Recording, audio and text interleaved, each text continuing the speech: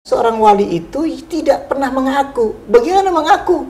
Wong dia selalu mengatakan aku salah, aku zalim, inni kuntu, aku telah menjadi orang yang zalim karena aku bersalah, tugasku tidak kulaksanakan untuk berdakwah. Nah, yang mana waliullah itu? Yang takut kepada Allah. Siapa? Wallahu a'lam. Hanya Allah yang tahu. Hanya Allah yang tahu.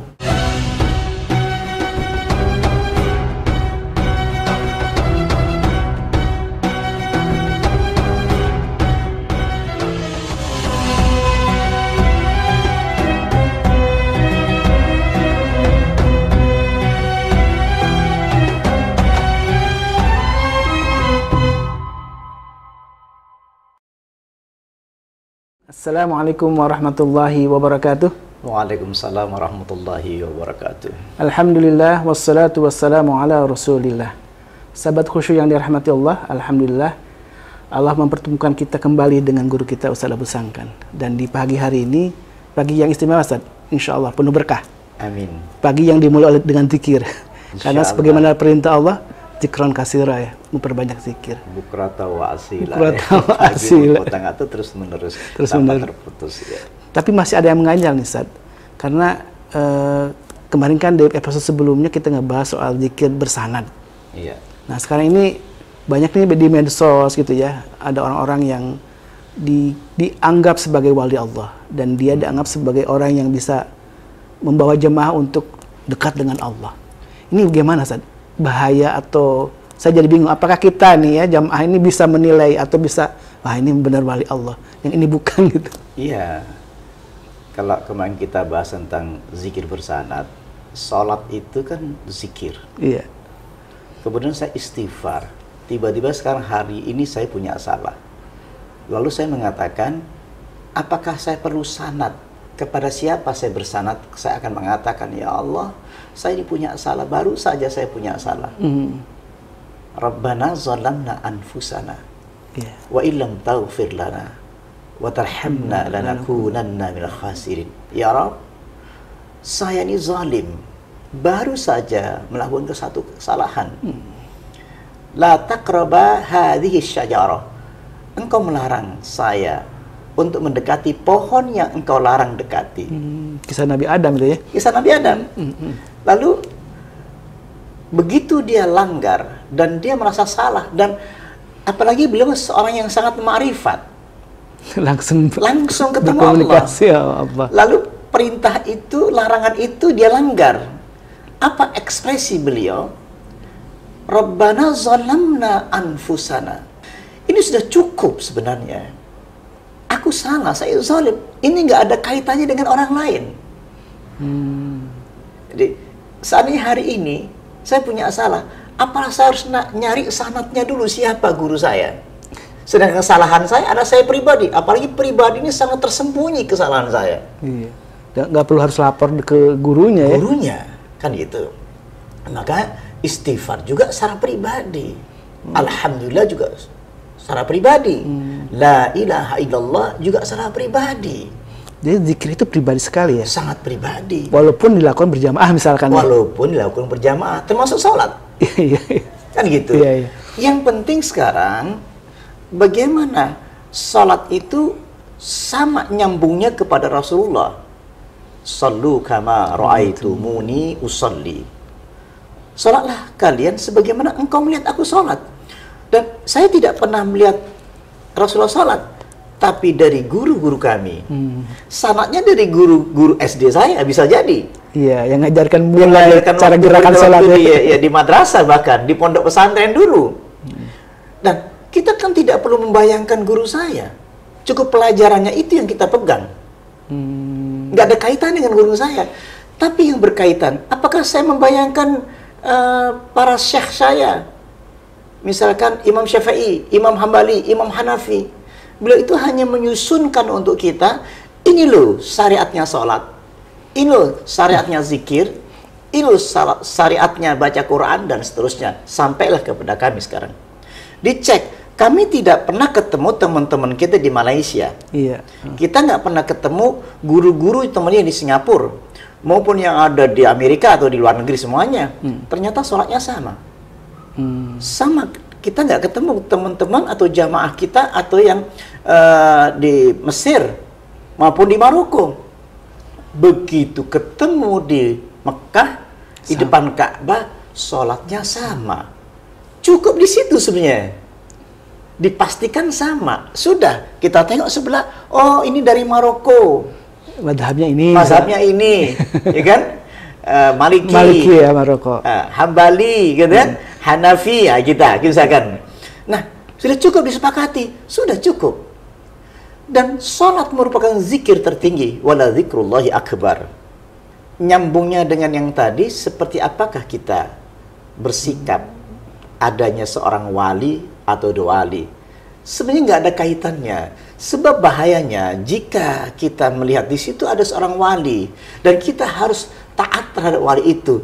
Kasihan walinya itu sendiri. Sebagai manusia bisa salah dia. Sebagai manusia bisa salah kan gitu. Iya, iya. Jadi kalau begitu yang penting itu sanad ilmunya sebenarnya, bukan sanad orangnya ya. Bukan sanad orangnya. Ilmunya. Betul. Karena kan kita pengen tahu siapa itu Syekh Abdul Qadir Jailani, kan gitu. Iya. Atau Abdul Qadir Jilani kan disebutnya gitu. Sehingga kita bayang-bayangkan beliau tentang ilmunya seperti apa, gitu kan, caranya seperti apa. Kita jadi bingung terkadang itu. Karena terlalu banyak yang akhirnya penyimpangan-penyimpangan. Ada yang menggunakan Jalaluddin Rumi, kan gitu kan. Iya. Nah, kadang-kadang kita jadi bingung apa zikir Jalaluddin Rumi seperti itu, sehingga apa whirling berputar seperti itu. Nah, ini kita melihat ini sampai menjadi masalah di depan masyarakat atau anak kita, bahkan generasi ke depan. Apakah seperti ini zikirnya Nabi? Berputar-putar. Berputar-putar. Apakah seperti ini zikirnya Nabi sampai berjingkrak-jingkrak misalkan? Nah, kenapa saya ambil keputusan pribadi? Gitu kan? Kalimat la ilaha illallah, apakah cukup menggunakan kalimat la ilaha illallah dalam hati dan secara pribadi saya? Untuk apa kita sampai pingsan-pingsan? Sehingga Ibnu Umar mengatakan hadza minasyaitan. Sampai pingsan-pingsan kan gitu, sampai berjingkrak-jingkrak. Nah, ini yang menjadi persoalan yang sangat membahayakan sebenarnya. Yang aman itu ikuti saja sholat itu zikir yang sempurna. Ini yang jadi penting, perlu pembahasan yang lebih dalam di sini. Kalau kan sebenarnya di Al-Quran juga disebut tentang waliullah tadi. Iya. Sebenarnya siapa yang berhak, bukan berhak, ya memang berhak disebut waliullah itu. Iya. Apakah kita sebagai manusia bisa mengkategorikan atau ini waliullah, ini bukan gitu? Inna awliya Allah la khaufun alaihim wa la hum yahzanun. Nah, ini gimana ngontrolnya? Sesungguhnya wali-wali Allah itu la khaufun, dia tidak punya perasaan takut baginya dan tidak punya perasaan sedih dan khawatir. Masya Allah. Kan itu. Nah, siapa dia? Cuman kalau di Indonesia dibayangkan wali itu adalah orang yang khariqul adah. Soal karomah ya? Soal karomah gitu loh. Siapa yang menentukan dia punya perasaan takut, khawatir? Yang tidak punya perasaan takut dan tidak punya khawatir. Bagaimana kalau kita bersikap la tazan innallaha ma'ana fa'anzalallahu sakinatahu? Apakah saya tidak takut terhadap sesuatu itu disebut wali? Bisa jadi kan gitu. Tapi kan sifatnya pribadi. Karena dalam hati ya? Dalam hati. Saya misalkan punya masalah yang sangat besar. Kang Khalis punya masalah yang sangat besar. Iya. Dan masalah itu sangat mencekam bagi kita. Tapi perasaan la khaufun alaihim walahum yahzanun, dia tidak punya rasa khawatir. Tidak rasa takut.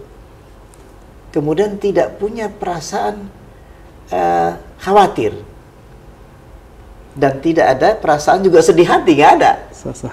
Sama dengan nyambungnya kepada la tazan innallaha ma'ana fa'anzalallahu sakinatahu. Jangan kau bersedih hati, sesungguhnya aku bersama Allah. Fa'anzalallahu sakinatahu, maka Allah turunkan rasa tenang dalam hatinya. Nah, rasa tenang hati karena tidak ada khawatir bisa jadi di seorang wali. Dan itu pilihan Allah ya? Pilihan Allah. Bisa nggak saya, Kang Holis, orang biasa pada umumnya yang tidak tampak dari sisi lahiriah, iya, seperti seorang ustadz misalnya, biasa aja gitu biasa saja gitu. Seorang wali bisa saja. Ibu kita bisa jadi seorang wali. Ibu kita seorang wali kan gitu kan. Dan bisa saja guru-guru SD kita orang-orang biasa lah gitu. Iya. Sehingga kita tidak perlu mencari-cari wali itu seperti apa, sehingga dia mencari ekspresi jenggotnya sampai sepanjang ini, orang wajahnya tua, bisa saja anak muda. Dan itu dia tidak akan mengatakan saya seorang wali. Malah bahaya ketika dia mengatakan saya seorang wali, jangan-jangan itu was-was setan juga. Was-was setan, gitu loh. Seorang wali itu seperti ungkapan Nabi Adam tadi. Rabbana zalamna anfusana wa illam taghfir lana wa tarhamna lanakunanna minal khasirin. Ini ungkapan yang sangat sederhana sebenarnya, dan itu bisa kita lakukan gitu loh. Siapapun. Karena seorang yang takut kepada Allah. Makanya orang khusyuk itu takut kepada Allah. Al-khawfu da'imu fil qalbi. Khusyuk itu takut kepada Allah. Saya takut pada Allah. Nabi Adam takut pada Allah. Apakah itu disebut wali? Wallahu a'lam. Karena seorang wali itu tidak pernah mengaku. Bagaimana mengaku? Wong dia selalu mengatakan aku salah. Aku zalim. La ilaha illa anta subhanaka inni kuntu minaz zalimin. Tidak Tuhan kecuali Engkau ya Allah. Inni kuntu, aku telah menjadi orang yang zalim karena aku bersalah, tugasku tidak kulaksanakan untuk berdakwah. Bisa jadi para asatis kita, dia menyesali hidupnya karena takut pada Allah, karena dia tidak sampaikan balighu anni walau ayah, sampaikan dari kami walaupun satu ayat misalkan. Nah, yang mana waliullah itu? Yang takut kepada Allah. Siapa? Wallahu a'lam. Hanya Allah yang tahu. Hanya Allah yang tahu. Jadi orang yang berdosa bertobat taubatan nasuha, bisa jadi dia kemudian berubah menjadi wali Allah ya. Bisa. Allah yang menentukan. Bukan kita yang menentukan. Ada seorang berzina tiba-tiba dia menyesal. Secara pribadi mengatakan dalam dia penyesalannya. Aku salah, aku dosa, dan dalam menderita betul dia. Menderita betul. Maka kenapa yang menentukan dia wali adalah Allah sendiri? Bukan dia, aku barusan masih berzina, saya bertobat, lalu berbicara aku telah jadi wali. Nggak bisa. Lalu misalkan, lalu diselamatkan oleh Allah. Dia tidak tahu kenapa saya diselamatkan oleh Allah. Bukan berarti dia seorang wali. Kenapa? Karena dia tidak mengaku seorang wali. Tapi kadang-kadang sang murid itulah nuduh mereka wali. Dikembangkan betapa dosanya seorang murid menuduh gurunya seorang wali. Iya. Gitu loh. Padahal sukanya duit juga gitu loh. Sukanya kalau ada apa-apa kecewa. Atau dibiarkan oleh gurunya sendiri bahwa saya seorang wali tapi sama gurunya dibiarkan. Padahal muridnya mengatakan dia seorang wali dan gurunya diam saja. Tidak mengkoreksi ya, karena kesalahan tidak paham. mengkanter bahwa aku bukan seorang wali. Tadi bahayanya apa saat ketika murid gitu ya, murid kemudian mengklaim atau tadi kalau saya menuduh istilahnya, menuduh gurunya wali gitu, atau menganggap gurunya wali, itu bahayanya apa itu? Bahayanya bagi gurunya itu sendiri. Kalau bagi si murid nggak ada masalah. Malah gurunya malah yang berbahaya. Yang berbahaya gurunya, seneng nggak ada digituin gitu. Nah, nanti malah takabur ya. Kalau sing murid itu tanda tawadhu. Dia punya guru yang soleh, guru yang baik hati, dialah seorang waliullah. Nggak apa-apa kalau sang murid. Sebuah husnudzon mungkin ya dalam diri itu. Husnudzon kepada berterima kasih kepada gurunya. Tapi gurunya jadi berbahaya ketika dikembangkan. Tapi kalau berlebihan juga si murid, gitu kan? Berdosa juga ya? Berdosa juga gitu loh. Itu yang jadi masalah. Ini harus mempunyai sikap secara pribadi bahwa melihat diri sendiri dulu. Oh, orang yang takut kepada Allah itu, gitu. Orang yang berdosa kepada Allah itu. Dan itu tidak perlu diklaim bahwa itu seorang wali. Cukup saya ahli dosa. Ahlul maksiyah. Ahli maksiat. Tapi ahlu taubah juga. Ahli taubat juga. Ketika kita ahli taubat, ada nggak tanda-tanda bahwa saya akan dibuka hati kita? Itu yang paling penting. Apakah saya bertambah khusyuk sholatnya? Apa saya menjadi tambah baik ketika saya banyak istighfar? Dan itu dilakukan setiap hari dalam sholat. Rabbi firli itu sudah pertobatan. Kalimat Allahu Akbar itu pertobatan sebenarnya. Karena mengenyampingkan semua yang lain. Semuanya yang lain. Allah yang maha besar. Allah yang maha besar. Itu udah pertobatan. Sholat itu sudah gerakan-gerakan pertobatan. Engkau rukuk itu saja pertobatan. Iktidal sami Allahu liman hamidah itu sudah pertobatan. Sujud itu pertobatan tertinggi. Subhana rabbil azim. Subhana rabbil azim wa bihamdi. Subhana rabbil a'la gitu. Subhana rabbil a'la wa bihamdi. Terus begitu. Itu pertobatan. Karena tadi intinya menyampingkan atau mendelet ya istilahnya. Iya, mendelet. Mendelet semua yang makhluk banggakan gitu ya. Makanya jangan sampai terjebak menuduh mereka seorang wali. Sampai kita cari-cari wali itu siapa. Itu yang ngeri. Bahkan ini yang ngeri lagi. Nabi Khidir sedang datang setiap saat ke rumahnya. Itu ngeri lagi. Ini bahaya, itu pasti dari setan. Itu aja sudah. Gampang aja saya itu loh. Kenapa? Syariat kita itu adalah syariatnya Rasulullah. Kita bukan syariat Nabi Isa. Bukan syariat Nabi Adam. Kalau kita pakai syariatnya Nabi Adam, ngeri. Kita boleh incest. Menikah dengan kakak beradik. Insya itu syariat namanya itu, gitu loh. Pada saat itu memang tidak ada makhluk, tidak ada manusia, kecuali anaknya kan itu. Maka dibolehkan menikah dengan itu. Itu namanya incest, gitu loh. Bahaya. Nah, syariatnya Nabi Musa berbeda. Nah, kalau berdosa membunuh diri ya. Kalau berdosa membunuh diri. Faktulu anfusakum kan gitu. Itu ngeri, bunuh diri kalau punya berdosa. Nggak bisa diikuti syariatnya kan itu. Kemudian ilmu hakikat tidak tampak dalam bentuk fisik seperti Nabi Khidir. Itu bisa menyesatkan banyak orang.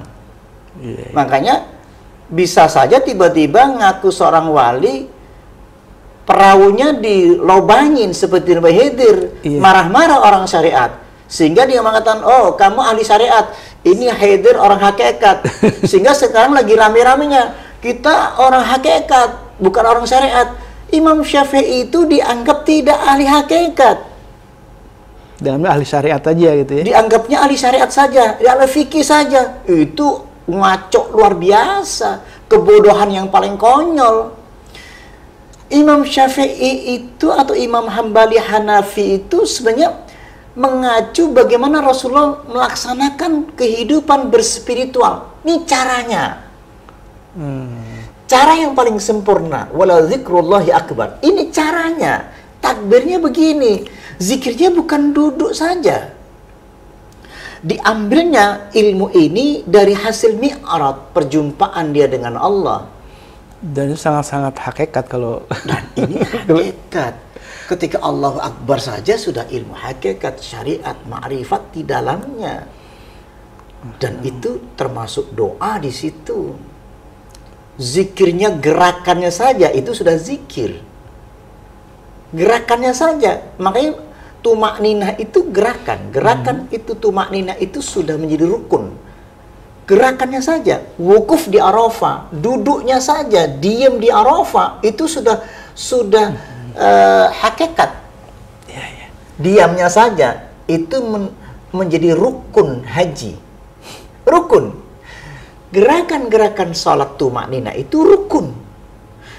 Dan gerakan tanpa bacaan itu tenangnya saja sudah hakikat. Walaupun tanpa bacaan. Kecuali Al-Fatihah mungkin ya? Enggak, gerakannya dulu. Oh, gerakan dulu. Bacaan-bacaannya, Al-Fatihah itu kayak gitu. Maka menjadi rukun.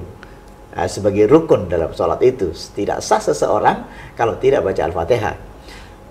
Tidak sah seseorang jika tidak tumaknina dalam gerakannya. Nah, itu sama itu. Nah, itu kembali lagi.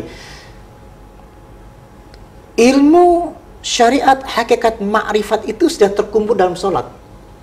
Jangan lagi diambil sebagai bagian-bagian kecil yang akan menyesatkan. Sehingga dikhususkan berzikirnya. Saya bilang, kalau kalian mau sholat sempurna, zikir yang sempurna, justru tahajud Nabi yang kita ikuti. Yang panjang, yang panjang bacaannya, rukuknya panjang, gitu kan. Iktidalnya juga lama, sujudnya lama. Kenapa nggak pakai itu?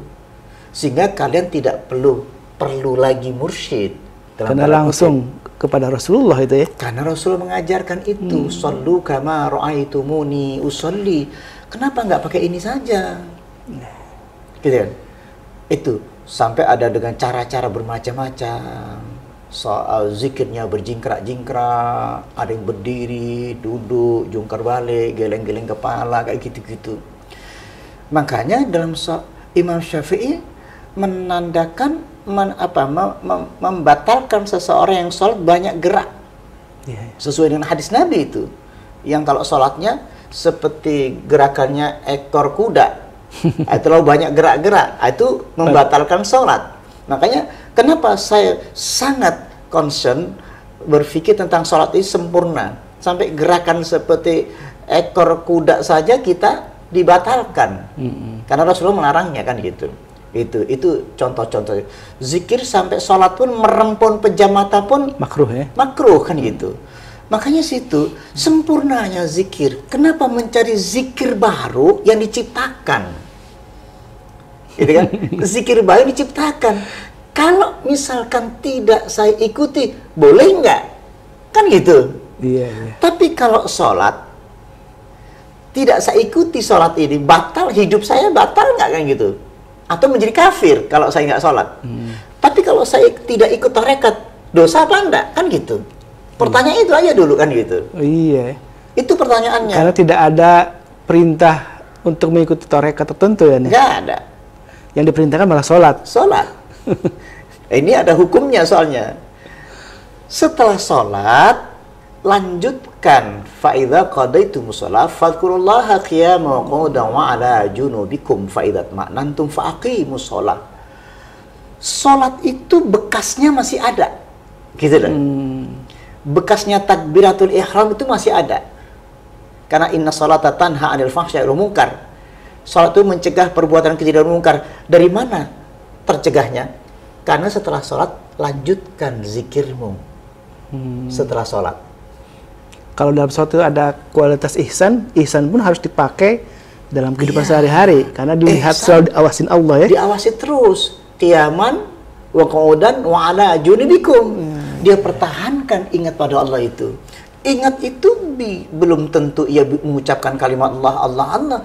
Ingat itu suasana batin yang terus-menerus. Sama dengan cinta. Cinta itu suasana batin keimanan yang terus-menerus. Kan? Islam, iman, ihsan. Suasana batin ya? Suasana batin. Suasana batin yang setelah sholat begini, saya tidak akan mencuri. Itu keimanan. Nah ini. Jadi bertahankan zikirmu, ingatanmu, keimananmu, kan gitu. Qiyaman wa qu'udan wa ala junubikum fa'idat ma'nantum fa'aqimus shalah. Jadi 24 jam tak terputus.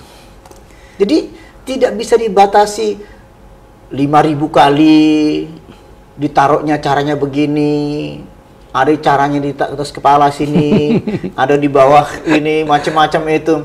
Udahlah, wadhkur rabbaka fi nafsika tadarruan wa khifatan wa dunal jahri minal qawli bil ghuduwi wal asal. Sebutlah nama Tuhanmu di dalam jiwamu. Fi nafsika tadarruan, tadarru. Jangan keras-keras. Tunduk batinnya, tundukkan. Wa dunal jahri minal qawli. Iya. Jadi jangan engkau zaharkan, jangan keraskan suaramu minal qauli bil ghuduwi, baik pagi maupun petang.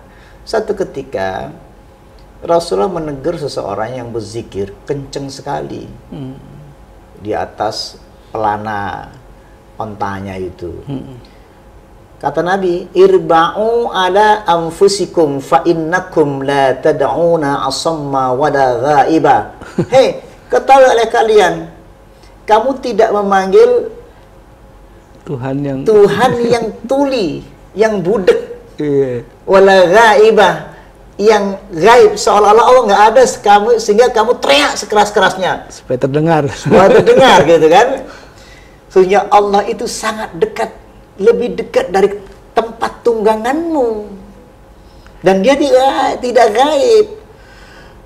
Kenapa kok, beralasan apa sehingga berzikir yang begitu teriak kencang? Bahkan yang saya heran lagi, berzikir sampai berjingkrak-jingkrak, sampai kepala goyang-goyang, tangan sampai bergetar-getar begini.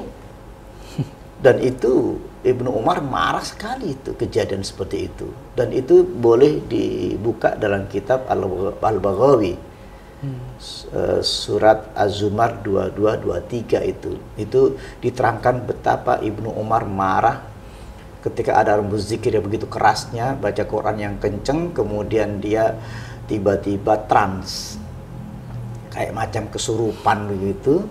Dan itu sekarang di YouTube rame tuh, berzikir sampai kesurupan macam itu. Ini mengerikan sekali. Itu yang harus kita evaluasi itu.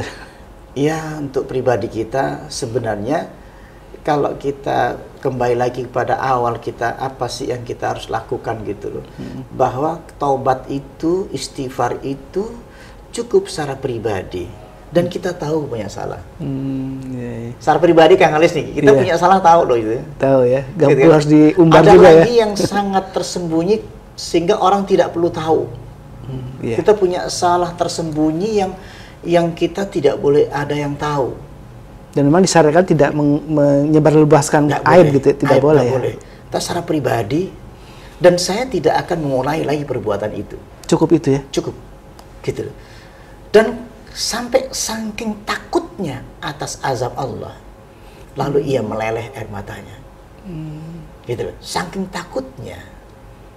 Dan sahabat Nabi, karena ashabu Rasulullah sallallahu alaihi wasallam tatma'u a'yunuhum wa taqsha'iru juluduhum. Jadi sahabat Nabi itu selalu meleleh air matanya. Ketika baca Quran itu meleleh air matanya. Wa taqsha'iru juluduhum, bergetar kulitnya. Termasuk Rasulullah. Lima tabki ya Rasulullah, kenapa engkau menangis ya Rasulullah? Nangisnya Nabi itu ternyata bukan nangis banyak dosa. Ia menangisi umatnya, ia menangisi tentang bagaimana rahmat Allah itu begitu banyaknya. Kata Rasulullah, betapa nikmat Allah, betapa banyaknya. Lalu dia menangis juga. Rasa syukur berarti itu ya? Rasa syukur. Jadi syukur pada Allah. Orang-orang khusyuk ini, orang-orang yang takut pada Allah itu, sampai dia nggak merasakan bahwa diri seorang wali.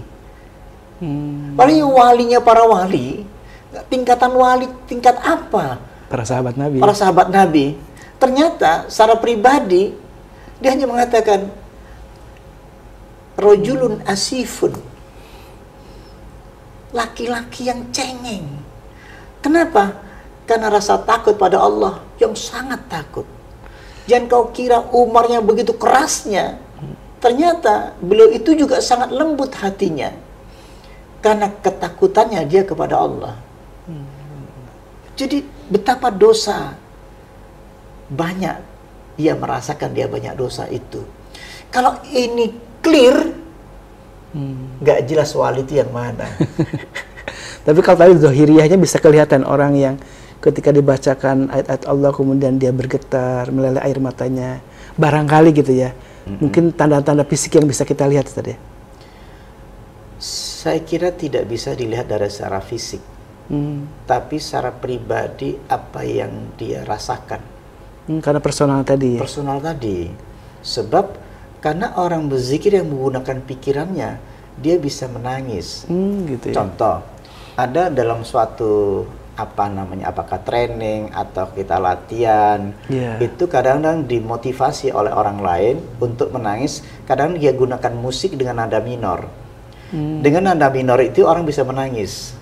Karena terbawa suasana. Suasananya, dibikin suasana yang bisa menangis, dan apalagi rame-rame.